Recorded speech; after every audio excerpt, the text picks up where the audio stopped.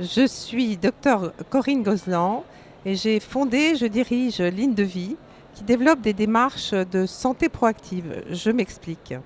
En tant que médecin, j'ai dirigé un établissement de santé avec 200 praticiens et j'ai surtout œuvré pour le diagnostic et le soin. Et je me suis rendu compte qu'il était très important de travailler sur le domaine de la prévention et d'utiliser nos expertises scientifiques, médicales et aussi des sciences humaines comme la pédagogie ludique et l'accompagnement en ressources humaines pour accompagner les personnes et les rendre actrices de leur propre santé.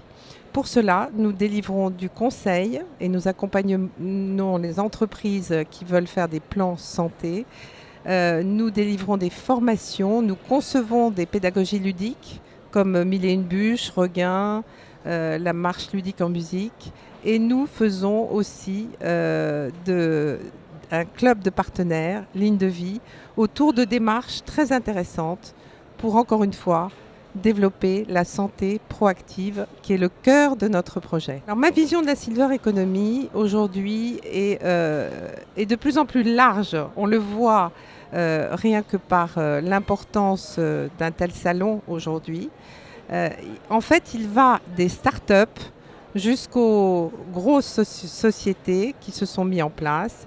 Et en fait, on réalise aujourd'hui que non seulement les collectivités publiques y participent comme toujours, mais aussi de grandes institutions financières, des banques, des mutuelles, des assurances, et toutes se retrouvent autour de ce sujet extrêmement important qui est celui de la Silver Economy. On le voit ici, du domicile jusqu'aux EHPAD et à la prise en charge d'assistance à domicile, de l'accompagnement pour la prévention jusqu'à la téléassistance. On le voit aussi dans l'habitat, on le voit dans l'éclairage, dans tout ce qui peut faciliter l'hébergement des seniors et de ce qui seront plus tard.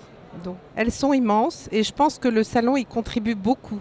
C'est-à-dire qu'il faut continuer cette organisation et cette structuration de cet énorme marché dans la mesure où beaucoup d'offres existent, beaucoup de services sont là et beaucoup ne sont pas connus du public ou ne sont pas organisés de façon à former une véritable toile pour qu'on puisse se reconnaître dans le maillage.